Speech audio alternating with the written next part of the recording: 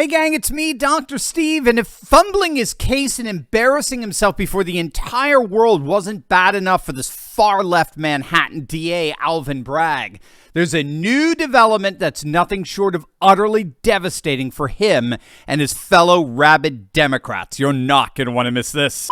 The polls are starting to come in regarding how the public is responding to this impending indictment, and they're an absolute nightmare for Democrats. Look at this. According to the new Harvard-Harris poll, 59% of those surveyed believe that the indictment is a political hit job. 6 in 10 voters think that this looming indictment is a sham. It's weaponized legalism. And get this, nearly 70% think that the Trump payment to Stormy Daniels was a personal expense. It was personal. Remember, this is the consequence of Clinton. This is the result of the aftermath of the Bill Clinton, Monica Lewinsky debacle. When Clinton got rocked with the whole Monica Lewinsky affair, he doubled down. He said this was a private affair. This had absolutely nothing to do with him doing his job as president and doing it well. And the public agreed overwhelmingly. Clinton successfully privatized the affair, and that's why no sex scandal has been able to be used successfully to damage a president ever since. So the Democrats only have themselves to blame in all of this.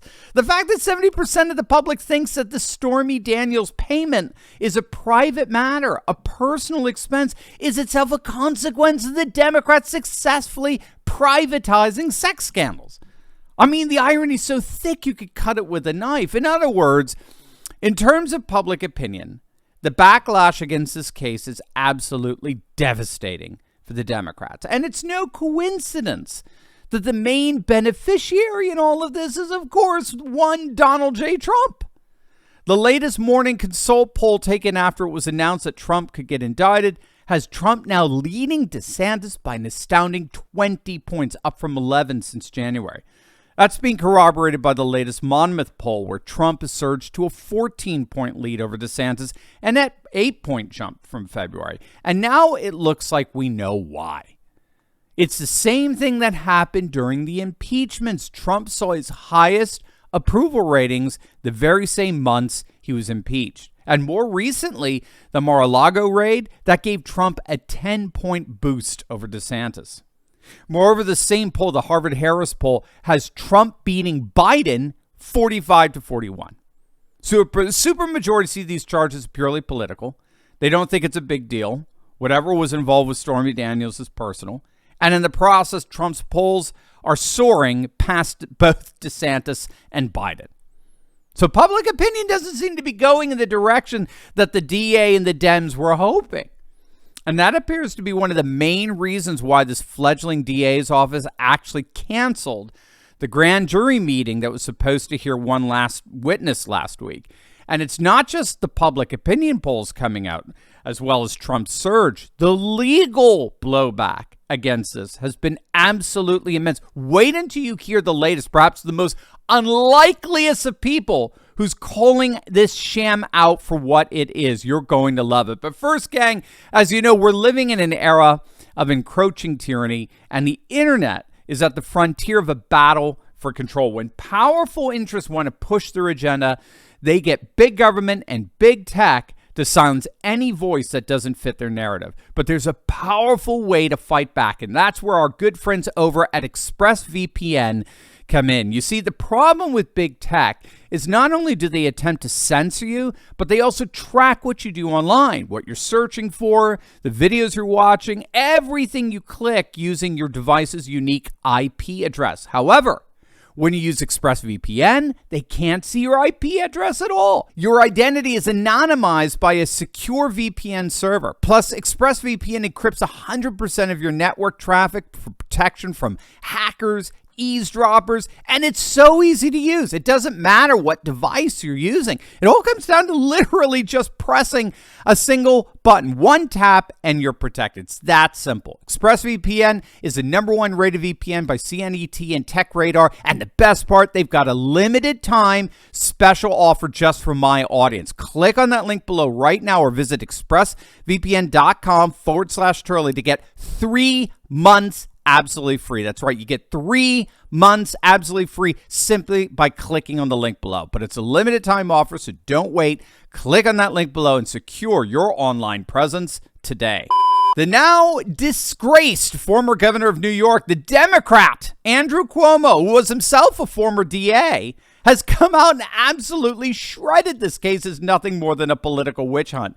Even Cuomo is admitting it, and he's not alone. Legal analysts such as Jonathan Turley, Alan Dershowitz, Robert Barnes, they're all out there absolutely torching this Manhattan DA.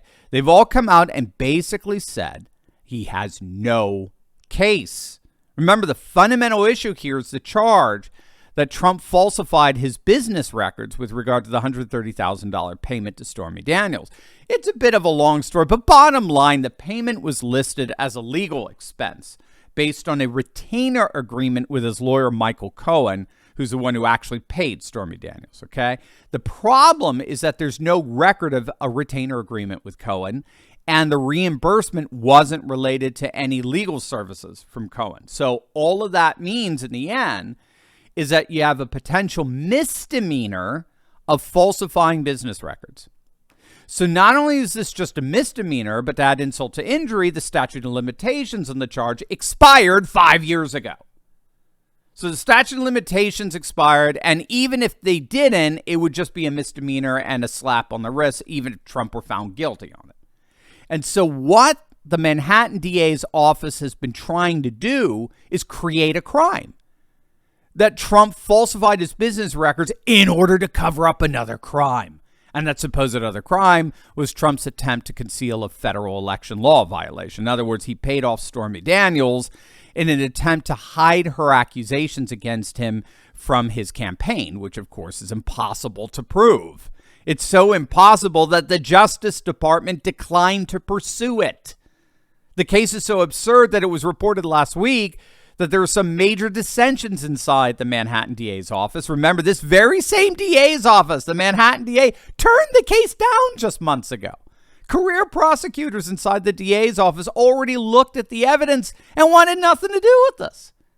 Bragg himself wanted nothing to do with it. Remember, the only reason why Bragg is doing this is because he's been utterly hounded by this guy, Mark Pomerantz, who's an ultra-left prosecutor in Manhattan who was part of the DA's office trying to take Trump down. He ended up resigning after Alvin Bragg took over as district attorney back in January 2022 because Bragg originally looked at the case that Pomerantz and others put together and he threw it away.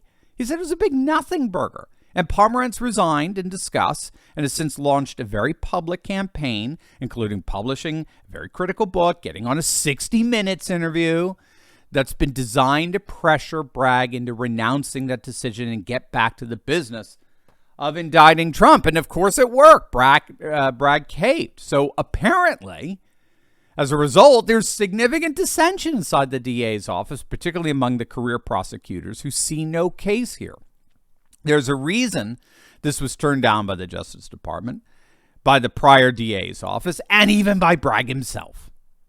However, the monumental pressure that Bragg is under by far-left radicals that run the New York legal system, the radicals that were behind his ascending to the DA's office in the first place, with George Soros behind him, he's a Soros-financed DA. That pressure from the far left is utterly enormous to indict Trump. So in the end, that's probably what's going to happen. It's just that there isn't anything really there to indict him on. So Banana Republic, here we come. Again, the great news in all of this is it's already blowing up in their woke faces. 60% of the public believes this is nothing more than a political hit job. 70% believe the payment to Stormy Daniels was perfectly legit. It was a personal matter. So that's why I argued last week that a combination of weaponized legalism and a presidential potential sex scandal has an enormous potential to backfire on the Democrats. And that's exactly looks like what we're seeing. The backlash is huge against them, and they're going to suffer for it, all because their Trump derangement syndrome simply